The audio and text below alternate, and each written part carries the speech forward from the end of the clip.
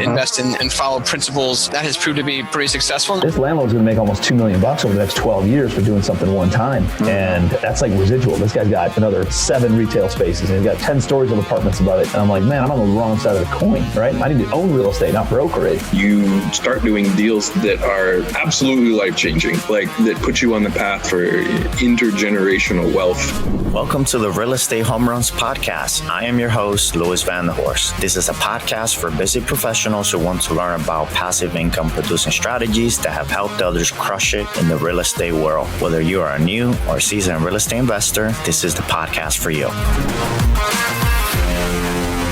Today, we have a very unique podcast episode. This is the first time that I'm interviewing 2 guests and also the first time that I have 2 Air Force pilots. I'm excited to get to know these guys, Ricardo and Patrick. Thanks for being here. Heck yeah, man. It's awesome to be here. Thanks for the opportunity. Yeah, thanks for having us. We're excited. Let's start with Air Force. How did you guys get connected with the Air Force? What was that journey like? Yeah, so it's a little different for both of us, but for me, in a nutshell, Luis, my dad was in the military. He still works for an outfit that supports the military, so he's been turning wrenches on aircraft his whole life. My brother followed in his footsteps as an aircraft mechanic as well. He's a chief master sergeant here in Tucson, where we're stationed at Davis-Monthan. And right after high school, I decided to jump into the civilian sector, not go military. And a little bit of that was because I wanted some different experience, and the mortgage industry was doing well. I started working for CitiMortgage. I worked there for about 6 or 7 years. And then afterwards, I decided I wanted to do something maybe a little more interesting. The irony about all this is I started off doing real estate and mortgages. I went and flew, and now I'm back doing this. So it is still super interesting, but got my commission out of University of South Florida ROTC program in Tampa. And then I got sent to undergraduate pilot training in Columbus, Mississippi, where I met Pat. We've been awesome friends since. And so I've been in about 7 years and currently fly the EC-130. So it's been a real cool experience, man. I love it. I can't say enough good things about it. That's kind of the quick and dirty. Yeah, Ricardo and I, we met in our pilot training class. That was the first place we met. Is we went to pilot training together. We were in the same class. We flew T6s together, and then we both flew T38s together.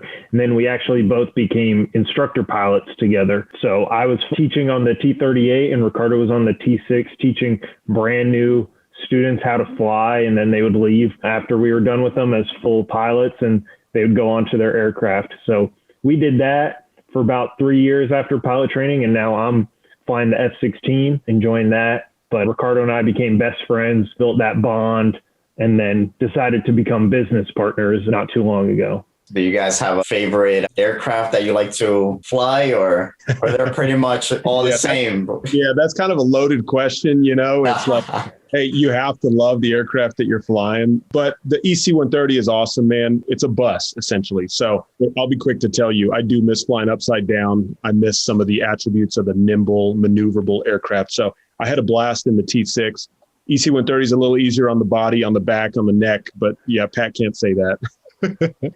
Yeah, the F-16, being a fighter, you know, we do air to air, we do air to ground, we're multi-role, we go fast, we go upside down, we can pull a lot of G forces, 9 Gs. It can take a toll on you, but it can do a lot of things, and it's pretty exciting. Every day, you never know what you're going to get, basically.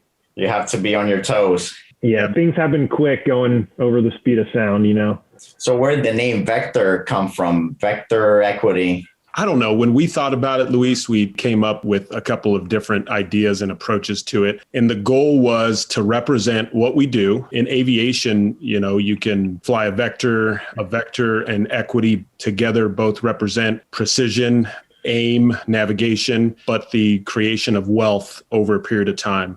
And so we wanted something that wasn't going to, and Pat said this, you know, we can't beat somebody over the head with the term, like if we were to do like Top Gun properties or something, we're going to do that, you know. Hopefully there's not a Top Gun properties out there if they're listening, whatever. But so we wanted something to somewhat represent what we do and to start the conversation much like we're doing right now. Hey, where'd it come from? So that's kind of the quick background on it.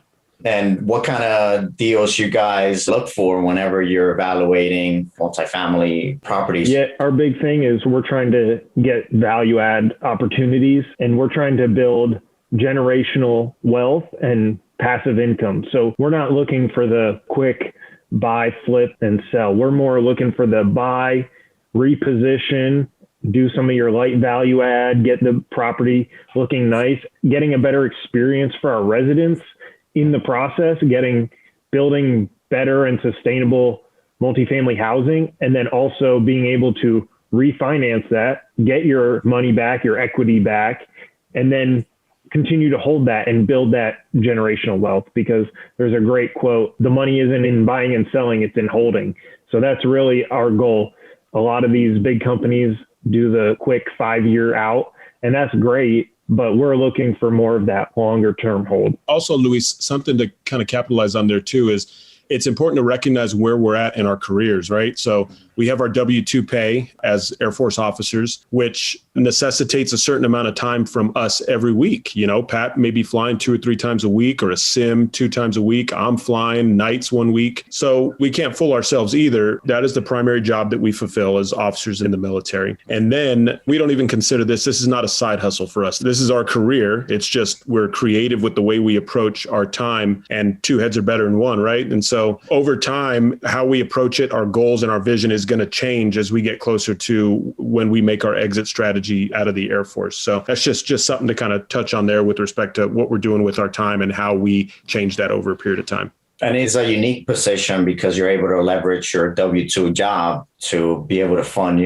those long-term goals with real estate. That was one of the first questions when we were working, because we work with a local lender, which, by the way, huge proponent of it. When we started listening to different podcasts like Bigger Pockets and stuff, one of the first things I would hear is you'd hear Brandon or somebody else speak to, hey, invest in your backyard. Grant Cardone always talks about that. Invest in your backyard. In addition to investing in your backyard, get a lender from your backyard. But let me tell you, it's going to be a lot more difficult for you to go to the table, speak to a lender, and they say, hey, what have you done? What's your job? And then you simply tell them, I don't have a W-2. So now that net worth requirement or that to income ratio is going to look a little bit different for you. Whereas one of the things Pat and I bring to the table, as well as our families, is we do have that sustainable income, the W-2 predictability of it. So if the lender wants to say, hey, can you show me your pay stubs for the last 5 years? Hey, no big deal. Give me a sec. I'll email it to you. And we all know the Air Force is not going to go anywhere. It's going to be around. That's right. Yeah. Hey, mission essential, right? Yes, that's right. I personally started with wholesaling, and I had the time, not a lot of time, but I have more time than other people, and got my feet wet in real estate with wholesaling, being able to save up. And the goal is to grow the multifamily passive income category. Did you guys just start with multifamily, or did you dabble with single family? We jumped right in. We both own our own homes, but other than that, multifamily was our first investment property.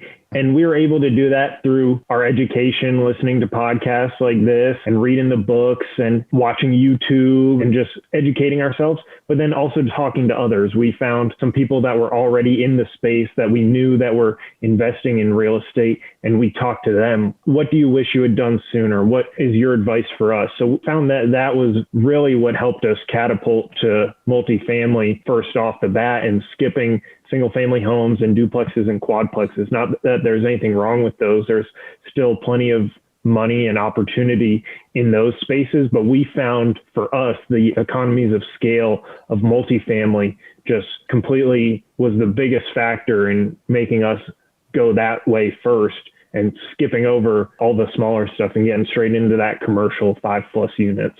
Yeah. And when we were starting to look, man, there was a large single family residence mindset that we bred and that we had. And you've probably heard this from folks in the past. Hey, we're going to take down 1 house a year for the next 20 years, which in theory, it sounds great, right? Like, especially for us in the Air Force, we have our active duty careers that we're balancing. Hey, that's awesome for us to have our TSP or our IRAs with our regular income, plus some rental properties, maybe 5, 10, 15, 20. And then we split that equity up over a period of time. We have a nest egg, and that distributes cash flow that we want for the rest of our lives. But exactly what Pat talked about, we had a transformative conversation with a mentor of ours who essentially highlighted to us the economies of scale. And that was like our premonition. That was like the epiphany. I remember having a call that night. It was really late on the East Coast, so Pat had to fly the next day or whatever. But we finished up the Zoom meeting, and he texted me and he was like, we got to think bigger. And I was like way bigger. And we had a quick phone call that night. And I was just like, man, like, why were we thinking that way? And to anybody who's listening, like, it's not necessarily that it's your fault. It's just sometimes you're not presented the data or how easy something can be or an actual path for you to follow. And so what I say to that is keep asking the questions, keep talking to people, talk to people with a bigger mindset than you have. And eventually something will present itself and you'll latch onto it and say, that's the road I want to travel. It's not I can, but how can I? Yeah. How can I tackle this 200 unit? And also understanding that, like, yes, it's best to have those many units and have less roofs to deal with than having that spread out and then having all those roofs to replace. Yes. Yeah. Yes. Less property managers.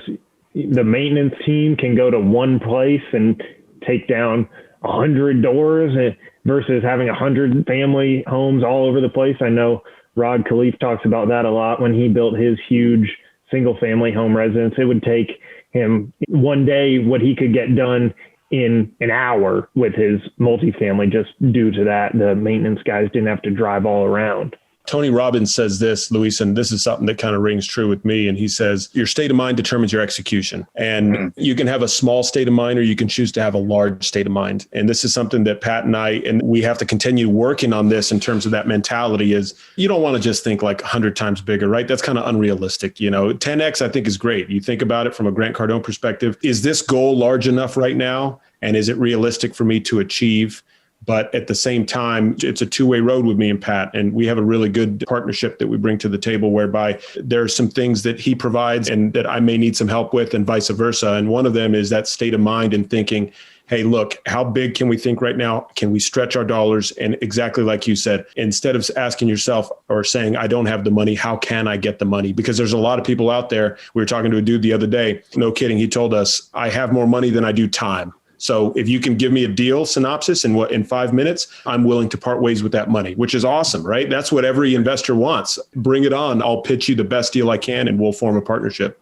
It's good that you share that because I wanted to have you guys shed some light into finding the right partnerships and even this partnership between you two guys and how that relates to finding the right partners on a bigger scale. So what were some things that you guys saw that made you both complement one another and made it seem like, yeah, you know what, this is the right move. This is the right decision to make. Yeah. Well, Ricardo and I are lucky. We've been friends, pretty much since we got in the Air Force for 7 years now. And we've developed a great friendship and a great bond. Ricardo's best man in my wedding. So we're very lucky to have developed this friendship. And to us, when I text Ricardo and I say, hey, let's go into business. Let's go real estate. He says, yep, no questions asked. So we're really lucky, but we've built that over the years, just getting to know each other. And I know Ricardo's strengths and weaknesses. And I know Ricardo's really good with some things that I'm maybe not as good at. Ricardo's great people person, networking, really good orator, and has some incredible talents. I'm more of the numbers guy. So I work with our spreadsheets. I deal more with our underwriting, deal more with the taxes and insurance kind of stuff. So we've had a really good partnership once we broke it down and we realized the two ways that we were going to go and focus. Now, that doesn't mean Ricardo doesn't understand the underwriting and I don't network and talk to investors and do all that. We both can overlap, but we know at the end of the day, we have very strong people kind of covering all our bases. So I would say it might be nice to get into business with a partner that's exactly like you and you both can bond, but that might not be the best thing for your business. The best thing for your business might be going into business with someone who's not like you and has different strengths. That way you can complement each other. You got to be similar enough to where you're not butting heads all the time and you like each other. But I think having different strengths and weaknesses is the biggest thing. Yeah, I think just to kind of piggyback on that for a minute, in aviation, Luis, and in the military in general, you have strategic planners and tactical planners. The strategic planner is the overall battle space, is who are the players, who's red, who's blue, what's happening, how long are we going to be here for, the dollars behind the investment and the resources at our disposal. The tactical planners are more boots on the ground, the actual weapons delivery itself, the TOT or the time over target. And so Pat and I both bring a lot to the table. Pat does a lot from the strategic perspective in terms of thinking overall big picture, risk analysis, underwriting, crunching of the numbers, taxes, insurance, cost segregation, depreciation. And then I'm boots on the ground here. So from that tactical perspective, the asset management, I'm very active with our property manager, who's a vertically integrated property manager. They're awesome. They bring a lot to the table. I work closely and I'll knock on doors of our residents and say, hey, my name is Ricardo. I own the place with Patrick. We're trying to establish a better living and a better quality of life for you. How can we do that? Together with our powers combined, Pat and I identify ways that we can get that NOI up, increase the cash flow. But by the same token, we recognize that the end user for us is our resident. And so if we're moving the needle for them, if we can do it from both that strategic and that tactical perspective, that's a good day for us. And we're moving that needle, which is kind of our why. But yeah, so strategic, tactical, we bring it to the table. And I think you have to have both that macro and micro perspective. And that's what we have. For those of you listening, in case you don't know what the NOI is the net operating income. So this was left after you have taken all your expenses from the income coming in. What are some podcasts? You guys have mentioned different podcasts that have stood out to you. What are some podcasts that you will recommend to other people looking to deploy their capital in some deals and grow their knowledge in real estate? So I think some of the podcasts, let me make sure I check and I'm not missing any, but I know Lifetime Cash Flow Through Real Estate, Rod Khleif's podcast is really good. The Best Ever Real Estate Investing Advice Ever with Joe Fairless. That's a great one. They focus on apartment syndications. Also, they have their syndication school, if that's more of what you're looking to get some knowledge on. Jake and Gino, those three are kind of the big ones for the multifamily. I think Bigger Pockets is a great one for more of the single family and kind of just learning about the basics of real estate. I think that's a good one. And then those three that I mentioned are kind of my three go-tos for multifamily. Yeah, I agree with Pat on those. I think Pat and I started off listening to Bigger Pockets a lot. And Bigger Pockets is great. Look, I'm not going to take anything away from them. They have tens of thousands of followers and listeners, and they provide value-added content. It's more of the single-family scape, though. It's more of the fix and flip mindset. And so when Pat and I transitioned to the multifamily, we kind of put that aside for a little bit and we started listening to those three. Also, I'm going to start YouTubing you now as well, Luis, which is awesome, man. But I'll YouTube multifamily stuff and just listen to folks talk about it or a lesson learned. You may not get like this nationally syndicated podcast that takes place over a long period of time, but you don't know how many times Pat and I've been in the gym. I'm texting Pat. I'm like, we need to learn a little bit more about seller financing. And no kidding, man, you just YouTube seller financing and this dude has a whiteboard and talks to you for 9 minutes. Those are key and those are critical because it provides that diversity of thought. You're not just getting it from Joe Fairless or Rod Khleif or Grant Cardone. You're getting it from somebody like ourselves or you or somebody else who's done the deal. And it's good to look at those.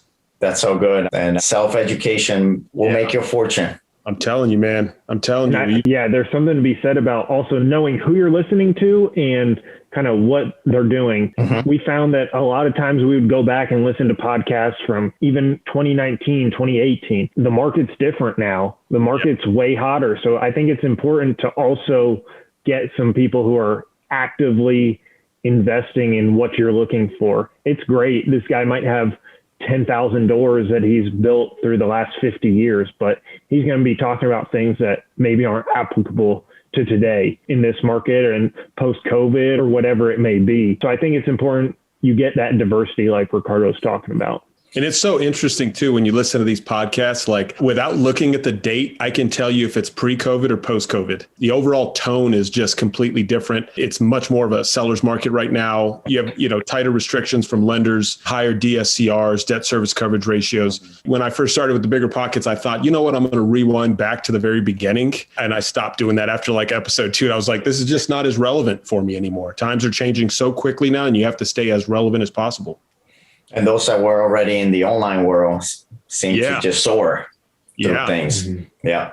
And you got to be creative. You never know when you're going to get a situation that is going to cause you to pivot. Have you guys noticed anything that you implemented now after COVID that has helped you, or situations that you would have approached differently? I think the biggest thing is just trusting your underwriting and just making sure that, margins are tight right now, and a lot of people are trying to sell discount properties at their highest price. And I would say the biggest thing is don't just try and do a deal just because you want to do a deal and you haven't done one in a little bit, or you're just pressing too hard. Like, you still got to look at the numbers. Doesn't make sense. Now, you might have to take a little bit of a cut just based on the market, but I think just trust in yourself and your underwriting. And if the deal's not right, don't do it just because you're bored. Don't force it. Yeah, don't force it. That's huge, man, because Pat and I, for a couple of months, were just grinding, trying to identify deals. And then when a deal does come across our desk, quickly analyze it to determine if it meets our metrics. Well, the frustrating part, and it gets you disenchanted with it, is every once in a while you'd get that deal that would come across your desk, you look at it, and it just doesn't meet the metrics. And so you're like, dang, okay, cool. We have to say no to that. But after like 7 or 8 no's, there is something in you that wants to look at it from a different emotional perspective and say, you know what, we could probably make these numbers work. It may not cash flow day one, but we got some value add ideas, you know? And so then the conversation theme changes. And so it's more, all right, Pat, we may be able to cover the debt service for a couple of months out of our own pocket. Are you okay with doing that? And it's all because we went stale on deals for a long period of time. So to the listeners out there that are in that same boat, which is right now in this market, stay the course. Don't get emotional. Trust the numbers. Make data-driven decisions. I spoke to a gentleman, an investor over the phone. My next door neighbor is a commercial banker. And so through happenstance, one day I'm talking to her and I throw out like some acronym, but in the back of my mind, I'm like, Ricardo, why are you saying that? She doesn't know what DSCR is.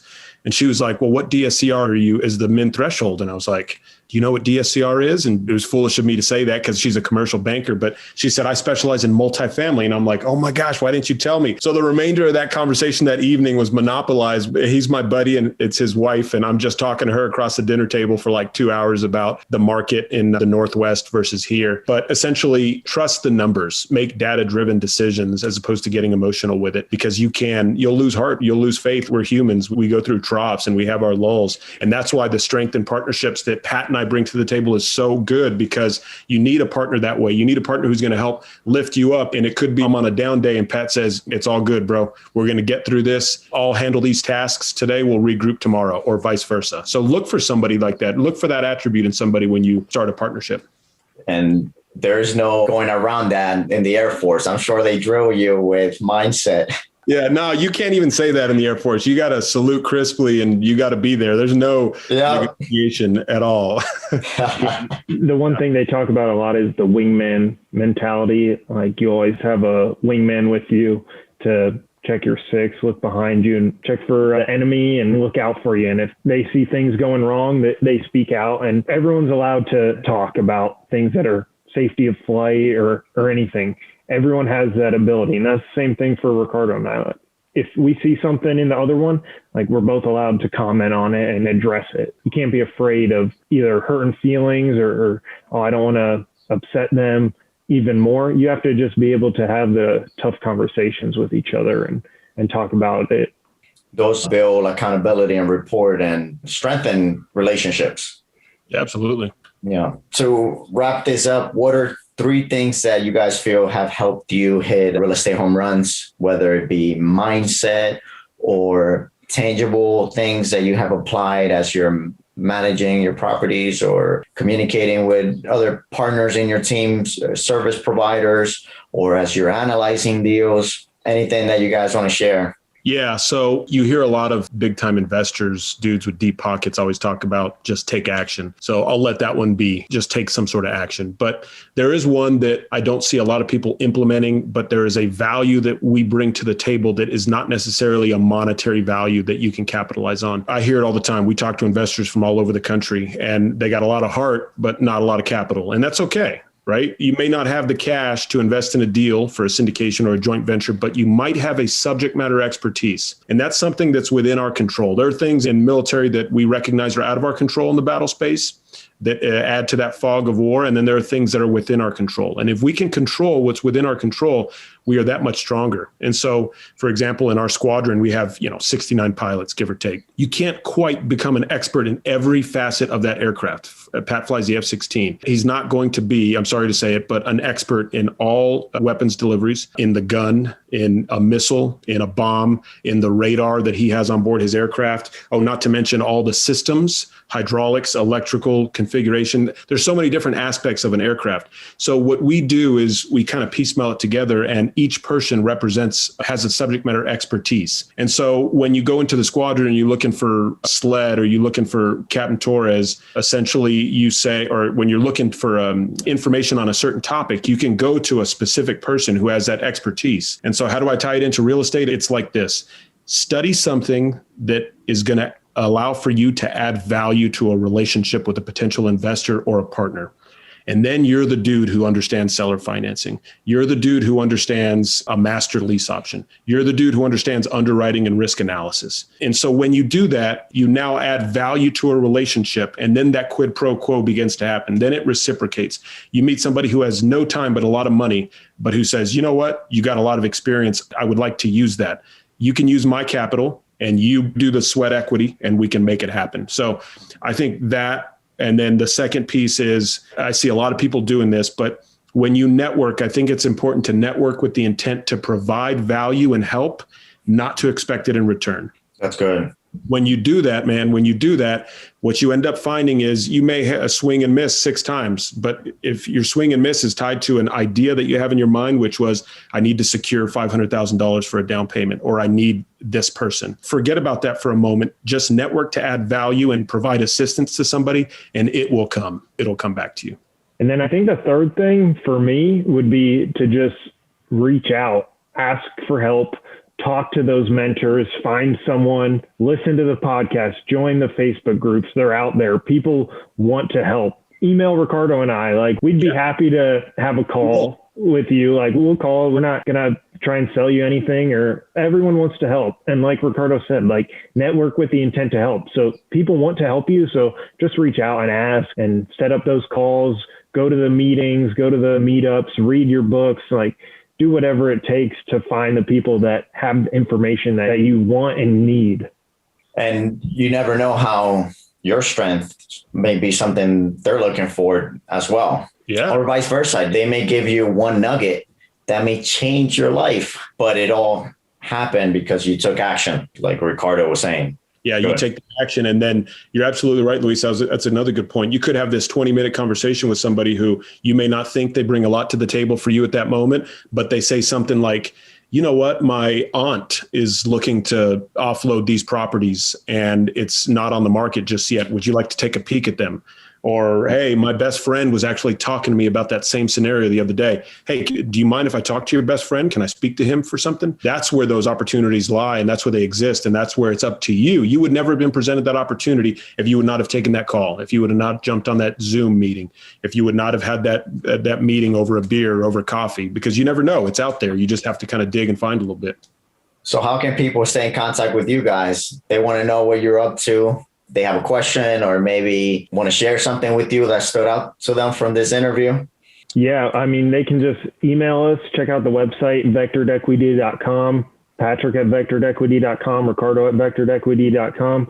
Social media, Vectored Equity, pretty easy. Instagram, we make all the content ourselves. So if anyone ever wants to see anything specific, we'll do a couple posts on a topic. We'd love to interact that way and get some requests, but we're posting multiple times a week and just trying to add value to everyone. So please feel free, email us, call us, DM us, whatever. Yeah, big thing there, Luis, is this is just because we're active duty military dudes, right? And pilots, we can speak to the active duty side of it. And we have some cool tips and tricks as to how you can deploy your money from creative ways, i.e. self-directed IRA, the equivalent of that for the military in terms of a TSP loan, the pitfalls that Pat and I experienced to help you avoid those. Pat and I are in a position right now where it's absolutely, it's not a hollow request. If you want to set up a call to talk about how you can scale your business, I've taken 2 calls in the last week and shared my screen to talk to an inspired investor who wants to do that. And no kidding, it's us being able to explain to somebody what a profit and loss statement looks like, defining NOI, which you talked about earlier,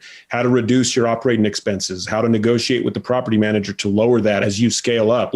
We're super happy to talk about these things because we recognize in this industry, when you help others, you end up helping yourself out in the long run. So please reach out to us. We're happy to help out. Is there anything that I maybe should have asked but missed that maybe you guys want to tap into? No, man, you knocked it out of the park, Luis. If there's anything that we didn't speak of, we can absolutely talk to somebody offline about. I think it's super critical that you write down your goals, that you have a clear vision as to what you want. Pat and I have a living document. It's our business plan. It's our 6 month, 1 year, 3 year, 5 year, 10-year goals. And those are constantly changing because I look back on my goals last year and they were puny as compared to where they should have been. So put it down on paper, look at it frequently, continue to remind yourself as to where your mindset was at, and then recognize how your mindset has changed, that delta from Ricardo's goal, Pat's goal in 2020 to his goal in 2021. Wow, that changed a lot. How can I continue to transform that? And then you look back on everything and say, yeah, I mean, I got the deal. I'm super happy with it. What's next? So again, it goes back to that whole just take action, write down your goals. Yeah. Hey, I appreciate you guys. Thanks so much for your time. And I definitely got a lot of value out of it. And I'm sure my audience did. So thank you. Awesome. Thank you Thanks for having us. We'll have to do it again, man. Absolutely. All right. Have a great day. Okay. See ya. We hope you enjoyed this interview and got some value out of it to help you in your real estate investing journey. If you can take just a minute, please do us a favor and leave a review. Hit the like button on iTunes or whatever platform you listen to our podcast on, and subscribe so you can hear future episodes. Also, don't forget to check out our Real Estate Home Runs Podcast Community Facebook group, where you are able to connect with some great listeners. If you're an investor who is crushing it and want to share some information centered around passive income in real estate, please contact us. Hit those home runs, and we will see you next time.